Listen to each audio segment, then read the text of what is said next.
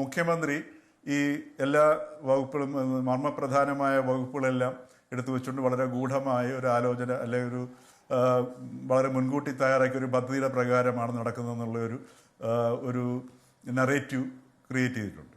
അപ്പോൾ അതിനകത്ത് പറയാനുള്ളത്, ഒന്നുകിൽ മുഖ്യമന്ത്രി വി ഡി സതീശൻ, അദ്ദേഹം പ്രതിപക്ഷ നേതാവായിരുന്നപ്പോൾ തന്നെ കേരളത്തിനെ എങ്ങനെ വികസിപ്പിക്കണം എന്നൊരു അദ്ദേഹത്തിൻ്റെ ഒരു സങ്കല്പം, ഒരു പദ്ധതി നമ്മളുമായിട്ട് ഷെയർ ചെയ്തു.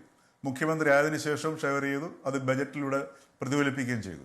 ഒരുപക്ഷെ കേരള ചരിത്രത്തിൽ ആദ്യമായിട്ടാണ് ഒരു മുഖ്യമന്ത്രി ധനകാര്യം സ്വന്തമായിട്ട് ഏറ്റെടുക്കുന്നത്. സാധാരണ എല്ലാ മുഖ്യമന്ത്രിമാരും ആദ്യം ആഭ്യന്തരത്തിലാണ് കൈവയ്ക്കുക. അപ്പോൾ മാധു പറഞ്ഞതുപോലെ നമ്മളെല്ലാം ആദ്യം ചർച്ച ചെയ്ത ആ ഒരു വിഷയമാണ്. പക്ഷേ ഇവിടെ ഈ പറഞ്ഞതുപോലെ ധനകാര്യം, നിയമവകുപ്പ്, തുറമുഖം, പൊതുഭരണം ഇതെല്ലാം അദ്ദേഹത്തിൻ്റെ കയ്യിലേക്ക്, അദ്ദേഹത്തിൻ്റെ നിയന്ത്രണത്തിലേക്ക് കൊണ്ടുവരുന്നു. അത് രണ്ട് രീതിയിൽ അതിനെ കാണാം. ആദ്യത്തെ രീതിയിൽ കാണുകയാണെന്നുണ്ടെങ്കിൽ കേരളത്തെ എങ്ങനെ വികസിപ്പിക്കണം എന്ന ഒരു സങ്കല്പത്തെക്കുറിച്ച് പഠനവും മറ്റ് ചിന്തകളും ഒക്കെ നടത്തുകയും ചില പദ്ധതികൾ ആസൂത്രണം രൂപരേഖയൊക്കെ നൽകി വെച്ചിട്ട് അത് നടപ്പിലാക്കാനുള്ള, അതിന് വളരെ അനായാസമായ രീതിയിൽ നടപ്പിലാക്കാനുള്ള ഒരു ധനം സമ്പാദിക്കണം.